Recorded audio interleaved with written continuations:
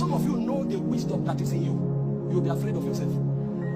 If some of you know the strategies that you have in your spirit, you'll be afraid of yourself. When the Bible says you were fearfully and wonderfully made, it was not an exaggeration. But the way God designed man is different from the way he designed angels.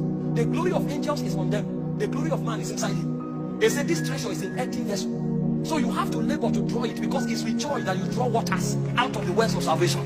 And there are those who have gone beyond drawing. They have become gushers. For out of their belly shall flow rivers of living waters. But it's a function of incubation. You are not permitted to be stranded. Too much is in you. The Bible said he has put eternity in their hearts. Eternity dwells inside you. That means you are bigger than the earth.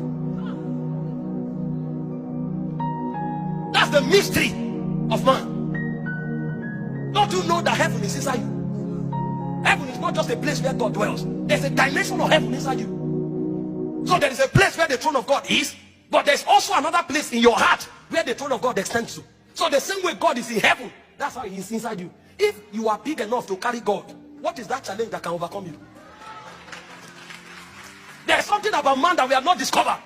The Bible speaking, he said, where is the house that you have built for me? He said, the heaven is my throne, the earth is my footstool. So heaven and earth can't accommodate God, but God dwells inside you. So what is your capacity that you have not explored?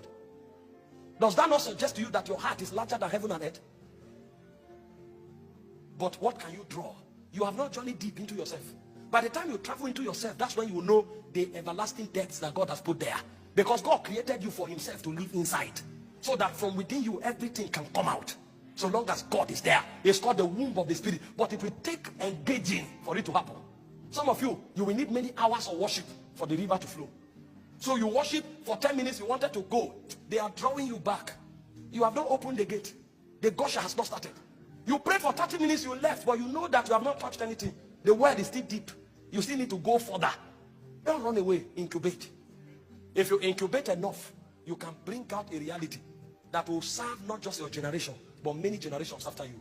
In Isaiah 60 verse 15, the Bible said, you were rejected as a desolate land. He said, no man went through you. He said, but I have called you an eternal excellency, the joy of many generations.